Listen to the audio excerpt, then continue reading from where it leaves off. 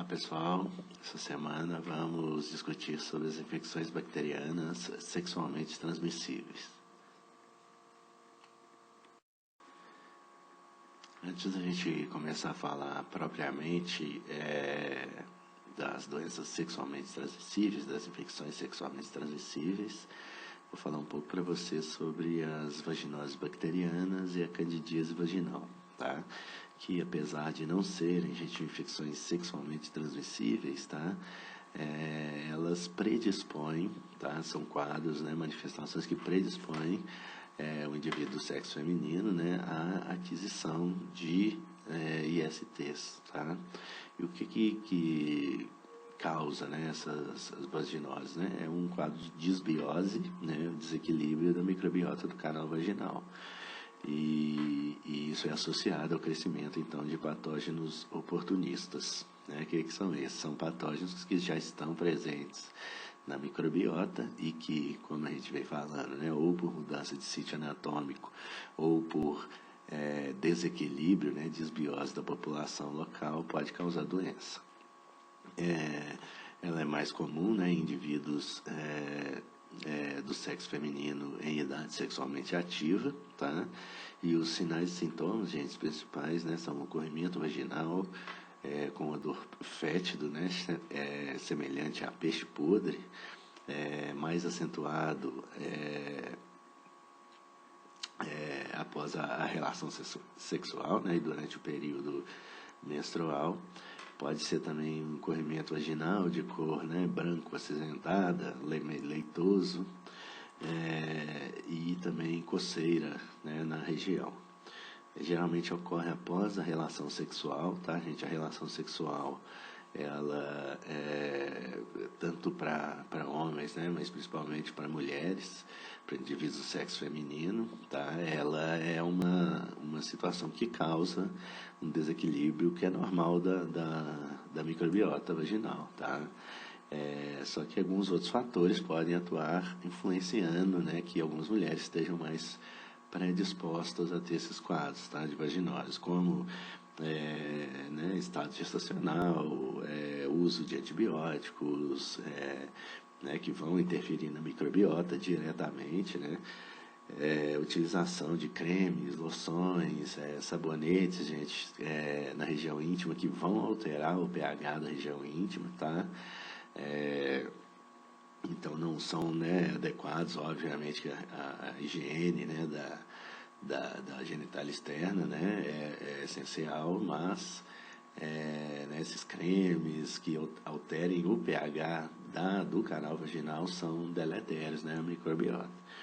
E também hábitos inadequados de higiene, né, não seria nem inadequados, podemos dizer assim, seriam hábitos que aumentam a umidade ali da região genital feminina, tá?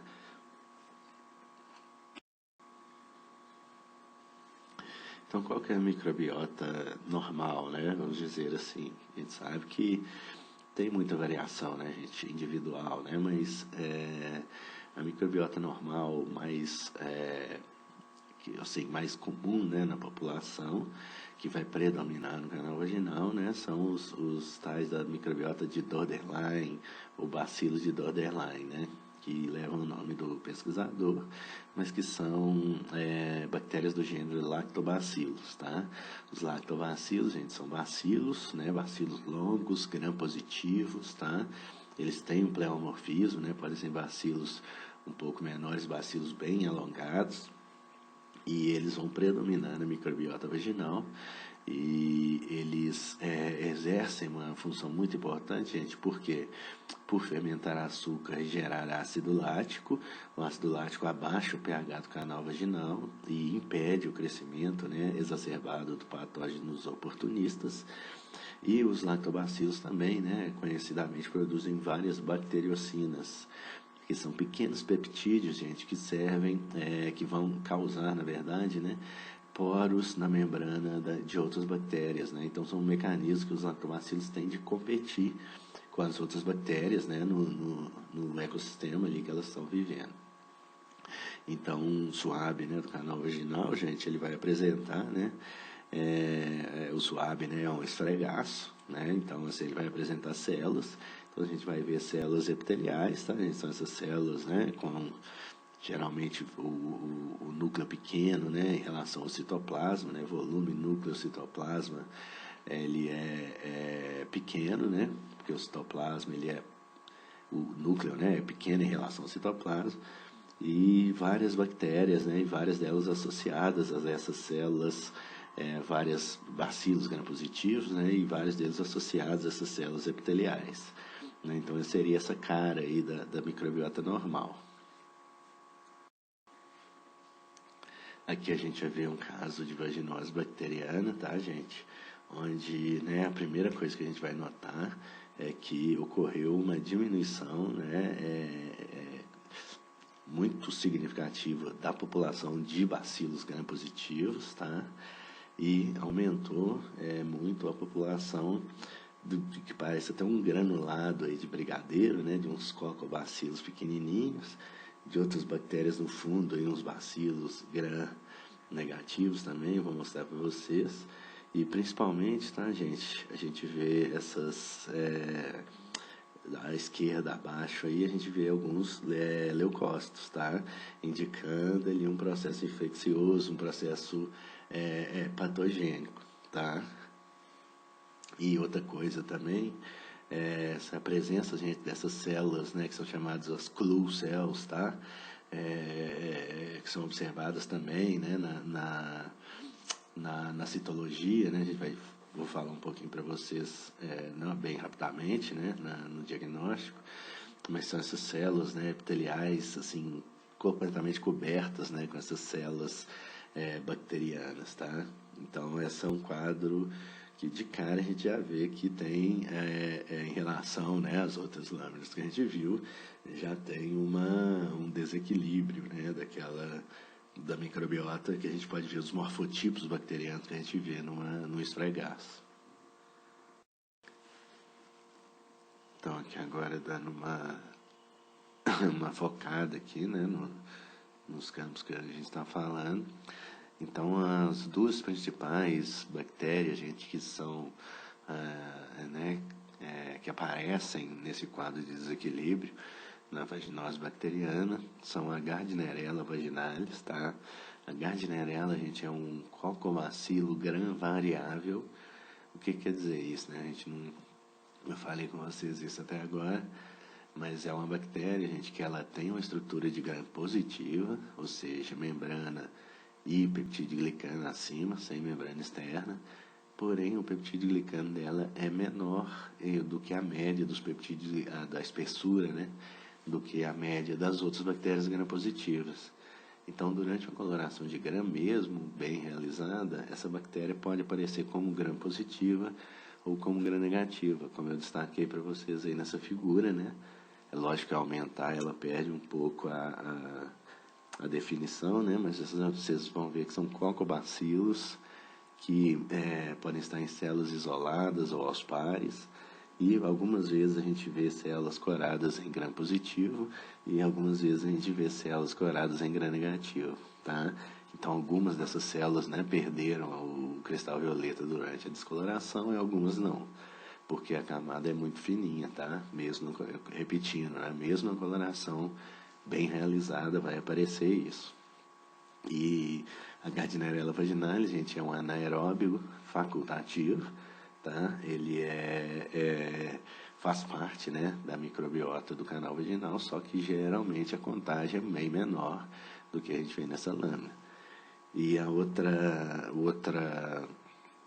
bactéria muito encontrada também, que vocês podem ver abaixo, né, são os mobiluncos, né, que são essas bactérias bem fininhas, né, esses bacilos gram-negativos bem fininhos, às vezes curvos, que a gente vê no fundo, assim, né, às vezes fica até um pouco sem destaque, né, de tão fininho que ele é, mas se a gente prestar atenção, a gente vai ver esses bacilos aí durante todo o campo, né, bem fininho,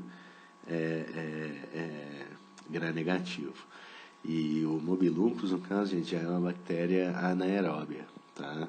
e também, né, faz parte da microbiota, porém em concentrações bem menores, tá? Então, né, seriam os principais bactérias causadoras do quadro de vaginose bacteriana.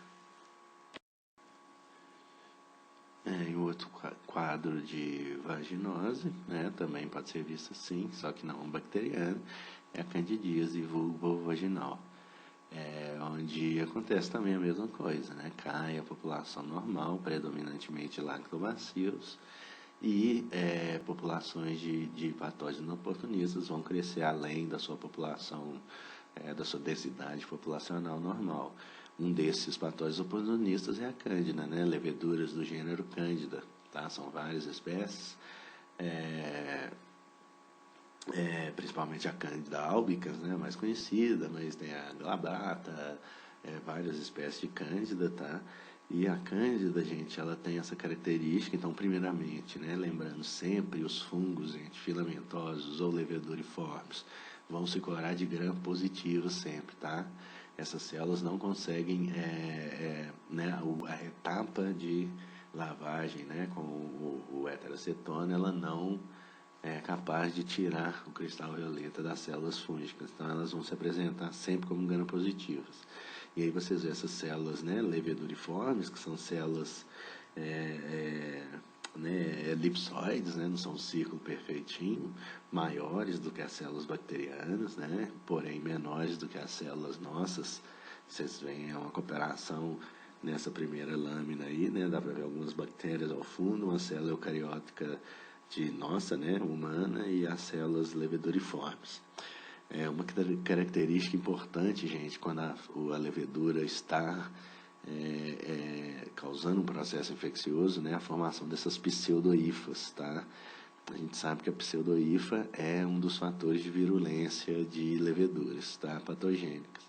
Então, ela vai mudar essa forma, né, elipsoide que ela tem da célula para formas mais alongadas, né, de células que não são uma hifa realmente, né, mas que parecem nessa hifa e ganham esse nome de pseudohifa, tá? Então, a observação de pseudohifa é um indício importante, tá, de processo infeccioso pela Cândida.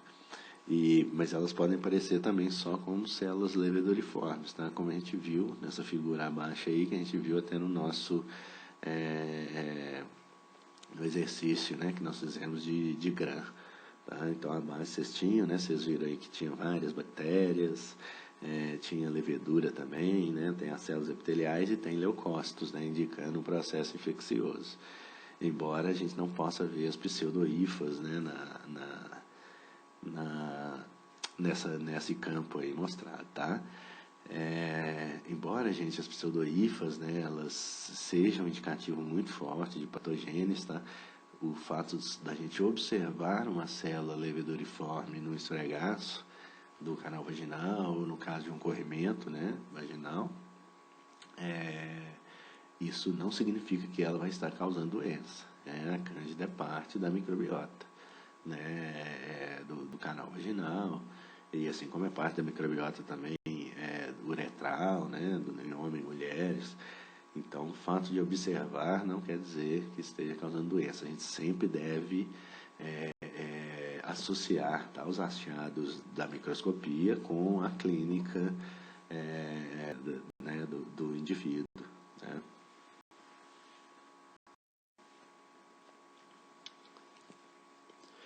E como para mostrar para vocês, gente, que assim, o equilíbrio, né, populacional ele é finamente regulado, mesmo que a gente tenha a bactéria, né, que é predominantemente está ali na microbiota, tranquila, faz parte inclusive do mecanismo de regulação daquela população, que são os lactobacilos. Se esses lactobacilos crescerem acima de determinada densidade, tá, eles também vão causar mal, tá? Então é o que eu falo. A microbiota pode causar doença mudando de sítio anatômico ou mudando a sua densidade populacional, aumentando ela além do que é comum, né, ou é o médio da população. E aí, nesse caso, a gente tem, gente, a tal da vaginose citolítica, que é uma superpopulação de lactobacilos, tá? Que aí também começam a causar um quadro de vaginose também, né? Podendo causar irritação, coceira, corrimento e informações importantes, né? Para a gente diagnosticar um caso de vaginose citolítica, né? Na microscopia, a ausência de outros patógenos comumente associados à vaginose, né? A ausência de Gardnerella, ausência de mobiluncos, ausência de cândida, tá? E presença da população, né? de bacilos gram-positivos, lactobacilos, mas associado também com os leucócitos, que vocês estão vendo aí, com infiltrado inflamatório, tá? Indicando, né? Como a gente vem batendo muito na tecla, muito importante, a presença de leucócitos, né, indica um processo infeccioso, né, e que aquela bactéria encontrada ali, né, na cena do crime provavelmente é o nosso agente patogênico. Tá? Então, mesmo a bactéria que é normalmente benéfica para a microbiota, em populações exacerbadas vai também causar um processo patogênico. Então, agora vamos começar a falar propriamente das infecções sexualmente transmissíveis, das ISTs. Essas infecções, gente, podem ser causadas, né, por bactérias, vírus e protozoários, então são né, etiologia possíveis de vários micro-organismos. A transmissão, né, elas vai se dar, como o próprio nome diz, gente, pelo contato sexual, tá? Seja o sexo oral, vaginal, anal, sem o uso de camisinha masculina ou feminina, né? O sexo desprotegido, com uma pessoa que esteja infectada, tá? Ou então, gente, essas doenças também podem ser transmitidas de forma vertical para a criança, tá? Ou seja, durante a gestação, tá? No nosso caso, que a bactéria passar pela barreira placentária, né, e infectar o feto, ou então, passando pelo canal do parto, né, a criança adquirir essa infecção, né, no nosso caso, que é uma bactéria, tá? Ou também durante a amamentação, né, e puerpério ali. Então, essas infecções também têm uma consequência muito grande, né, na mortalidade materno-fetal. E recentemente, né, gente, a gente teve essa mudança, recentemente, né, relativamente, não sei exatamente quanto, mas essa mudança do termo DST, né, de doenças sexualmente transmissíveis, para ISTs, as infecções sexualmente transmissíveis, porque em várias dessas doenças, gente, a gente tem uma importância muito grande de indivíduos assintomáticos, tá? Que não tem nenhum sintoma, não tem nenhuma doença, porém são importantíssimos para a manutenção da infecção, tá? Para a transmissão da bactéria e a manutenção da bactéria na população humana.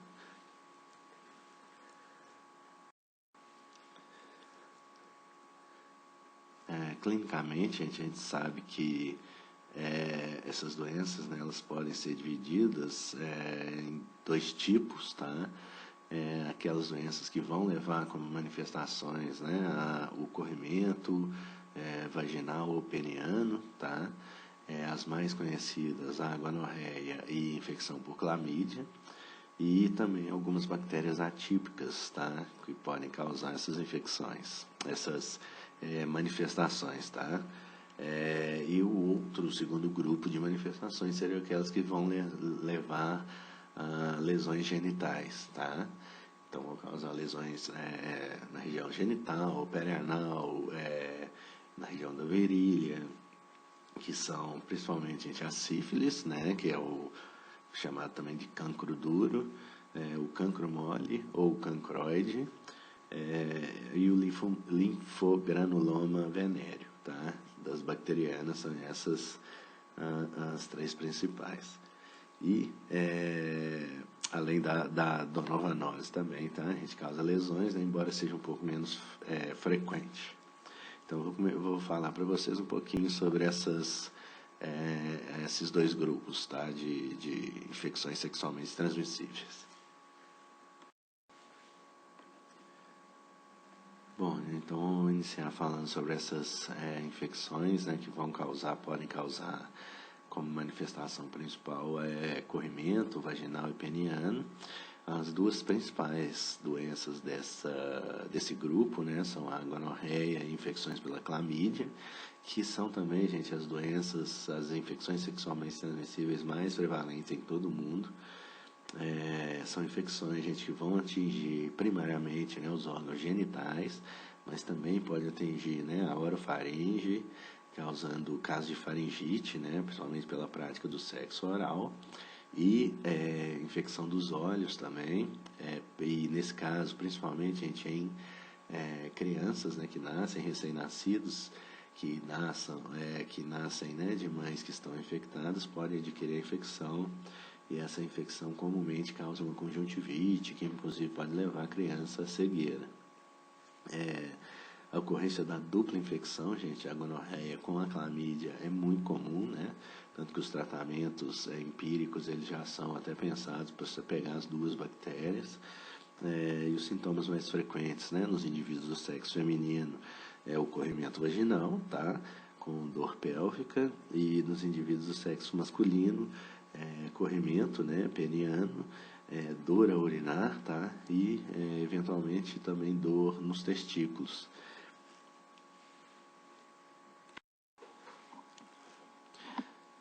Começando falando especificamente então da gonorreia, ou glenorragia, como é conhecida também.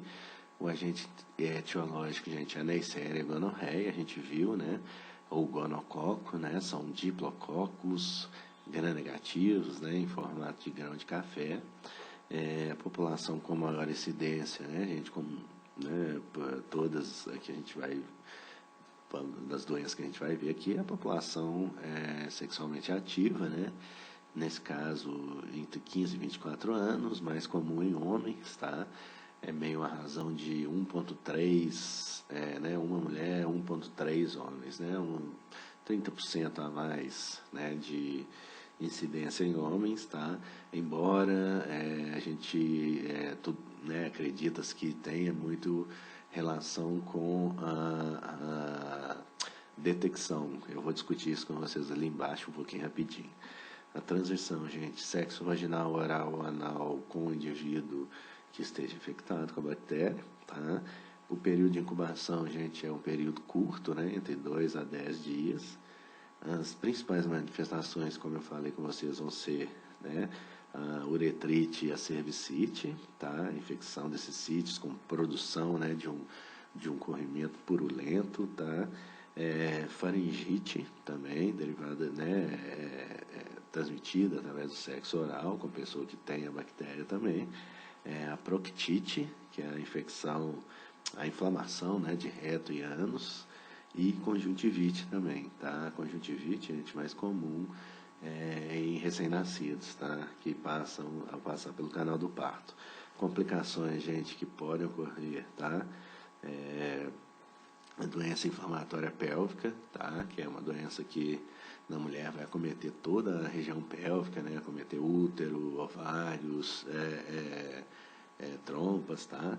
E no homem a epididimite, a gonococcemia, que é a disseminação dessa bactéria pelo sangue, né? Uma bacteremia causada pelo gonococo, tá? Obviamente pode acontecer em homens e mulheres, tá? Essa bactéria pode cair no sangue, gente, e ir para articulações, tá? Causando artrite. Então a pessoa tem artrite séptica, tá? De origem hematogênica. Então a bactéria vem pelo sangue. Infecções em neonatos, tá? Eles estão pela passagem pelo canal do parto, né? A transição vertical, causando principalmente conjuntivite, tá? A gente pode ter consequências graves, né? Como por exemplo a cegueira, levar a criança à cegueira. E nesse caso, gente, né? Uma das, né, das razões, né, da mudança da nomenclatura, né? A gente tem um importante papel dos assintomáticos, tá? Cerca de 70%, né, dos indivíduos do sexo feminino serão assintomáticos, tá? e entre 5 a 10% dos indivíduos do sexo masculino serão assintomáticos, tá? Então, a maioria dos indivíduos do sexo feminino são assintomáticos, e mesmo aqueles indivíduos do sexo feminino, gente, que sejam sintomáticos, perdão, que tenham sintomas, os sintomas geralmente são mais leves do que os sintomas dos homens, né, dos indivíduos do sexo masculino que são sintomáticos, tá? Então, e muitas vezes essas infecções em indivíduos do sexo feminino, inclusive, são mais brandas, né, tendem a ser confundidas com infecções do trato urinário, tá? Então, esse papel, e esses indivíduos, é muito importante falar, gente, que mesmo não tendo nenhum sintoma, tá? Eles vão ter a bactéria e vão transmitir a bactéria, tá? Eles são transmissores da doença. Aqui umas fotos, gente, umas imagens da gonorreia. Então, ela vai causar, né, mais à esquerda e acima, um quadro de cervicite, ao lado, né, acima, 2 quadros aí de uretrite, tá? Com uretrite masculina. Abaixo à esquerda, a gente, um caso de proctite, tá? Uma formação de lesões também. E à direita abaixo, um caso de infecção em neonato, tá? Infecção ocular em neonato, né? Causando também essas lesões, formação de pus e podendo levar, inclusive, a criança a cegueira. E a gente vê, gente, com uma característica, né, comum, esse corrimento, né, esbranquiçado, tá, gente? Um corrimento mais espesso e esbranquiçado, né? Esse aspecto esbranquiçado, tá, gente? Que a gente pode, inclusive, ver ali na colonoscopia, na proctite, né? É um pouco também desse conteúdo purulento, né? Ele pode ser, na verdade, gente, esbranquiçado, avermelhado, esverdeado, né? Tem essa leve variação de cor. Mas o que ele vai ser muito turvo, né? E a gente vai ver lá na seção, na questão do diagnóstico. A gente já viu, inclusive, né, na parte de neisseries, esse aspecto esbranquiçado, tá, gente? Turvo vai ser a presença de um extenso infiltrado inflamatório, né? Então, quando a gente faz uma lâmina, né, desse corrimento, a gente vai ver muitas células, né, muitos leucócitos. Então, seriam essas aí as principais, né, manifestações clínicas da gonorreia. Bom, gente, então, antes de falar sobre a outra infecção, né, nós não discutimos ainda esse gênero Chlamydia. A Chlamydia, gente, é uma bactéria, né, pertencente à família Chlamydiaceae. É uma bactéria muito peculiar, gente, porque são bactérias gram-negativas, que são parasitas intracelulares obrigatórias, tá? Então, essas bactérias têm duas formas, tá, gente? Os corpúsculos elementares, vocês estão vendo aí na fotinha, tá? Lá embaixo ali na figura como é. Os corpúsculos elementares, gente, são formas que têm uma parede, né, bem protegida por fora, né? E por dentro, gente, essa bactéria está bem desidratada, tá? Ela está sem metabolismo praticamente. Ela é uma forma de transmissão, né? Então, o corpúsculo elementar, quando ele entra em contato com a célula infectada, ele vai entrar em contato e ele começa a formar, se desenvolver dentro da célula, né? Dentro do vacúolo do endossomo. Ele vai desenvolver e vai passar por essa forma intermediária, mostrada aí pelo I, e isso vai incluir muito, gente, a reidratação da célula, o início, né, do metabolismo ocorrendo de novo nessa célula, e ele vai se transformar eventualmente nesse corpúsculo reticular, tá? O corpúsculo reticular, gente, ele tem metabolismo ativo, vai multiplicar, tá? O reticular vai multiplicar e depois, mais tarde, no ciclo da bactéria, esses reticulares, alguns deles vão desenvolver em corpúsculos elementares de novo, que ao causar a lise da célula infectada, vão liberar os corpúsculos elementares, que vão estar livres para causar outro ciclo de infecção, tá? Então, a clamídia, gente, inclusive, é uma bactéria bem interessante, porque ela é um parasita intracelular obrigatório e várias genes, né, relacionados a processos essenciais do metabolismo celular, essa bactéria perdeu, tá? Então, muita gente fala que essa tenha sido, né, uma das formas de surgimento, né, de alguns vírus, né, que seriam bactérias que foram perdendo genes que são essenciais à vida celular fora da célula, né, à vida extracelular, como, por exemplo, né, genes que codificam RNA transportadores, genes essenciais de metabolismo, né, e esses genes, né, então ocorre essa redução gênica, né, nesses micro-organismos, de forma que eles são dependentes agora do metabolismo celular, né. E muito interessante, gente, que esses corpúsculos elementares, né, que são menorzinhos, eles vão ter o tamanho mais ou menos de um vírus, né, da varíola, de um vírus herpes, né, de um herpes labial, por exemplo. Então, é uma bactéria muito pequena, com um genoma reduzido, né, que perdeu genes essenciais, né, para a vida celular, tá? Então, é uma bactéria bem interessante. A principal espécie, gente, do gênero, né, falando clinicamente, é a Chlamydia trachomatis. Como eu falei, gente, a Chlamydia trachomatis, né, ela é classificada, ela é uma bactéria gram-negativa, tá? Então, vocês estão vendo a estrutura aí, né? A membrana plasmática, uma camada fininha de peptídeo glicano e a membrana externa, né? Onde tem o LPS, tá? E, no caso da clamídia, tem essas proteínas aí inseridas, que no caso da clamídia são chamadas de MOMP, né? Que seria Major Outer Membrane Protein, que é a maior, né, a proteína principal da membrana externa da clamídia. E pelos tipos dessa proteína, tá, gente, as variações dessa proteína, eu posso classifico, né, a clamídia em sorotipos.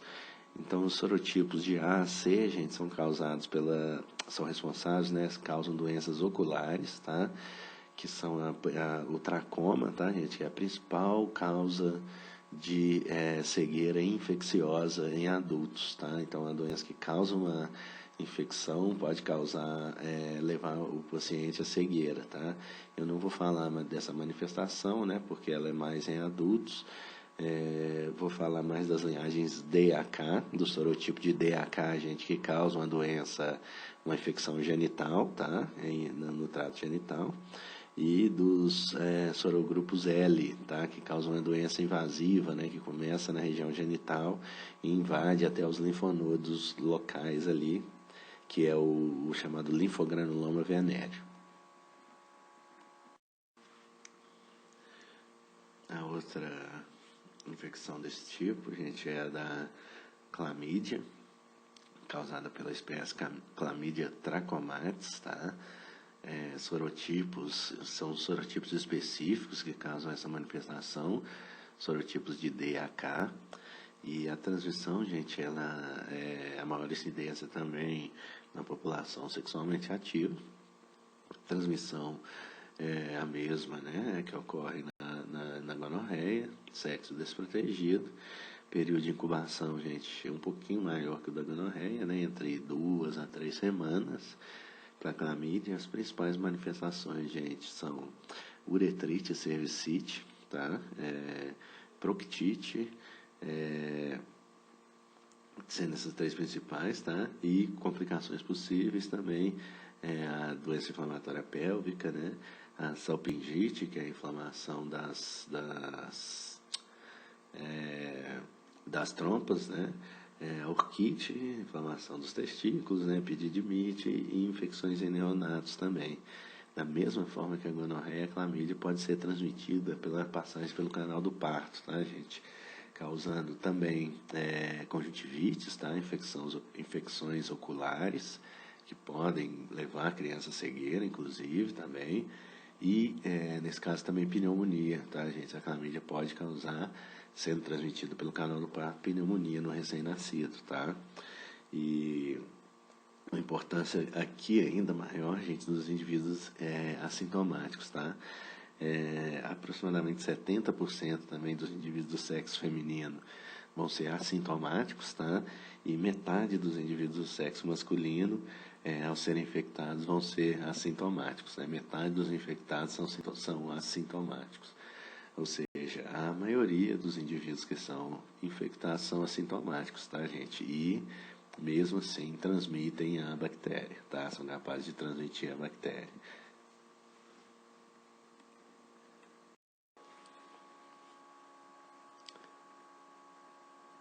E mostrar as principais manifestações, né, das infecções pela clamídia, né? Então a gente vai ter o corrimento, né, gente, vaginal ou peniano, tá? Esse corrimento a gente pode ter um aspecto desde claro, né, mesmo clarinho, um corrimento clarinho, até um corrimento mais esbranquiçado, amarelado, esverdeado, tá? É mais parecido lá com a gonorreia. Lembrando, gente, que a infecção é bastante comum, tá? Outra característica, né, também semelhante, né, lá no caso da gonorreia, odor ao ardor ao urinar, tá? Ou no caso também da mulher, né, sangramento durante ou após a relação sexual. E no caso do homem também pode ocorrer dor, né, nos testículos, né, uma manifestação da orquite. E dor da garganta também, né, se a gente estiver falando de um quadro de faringite.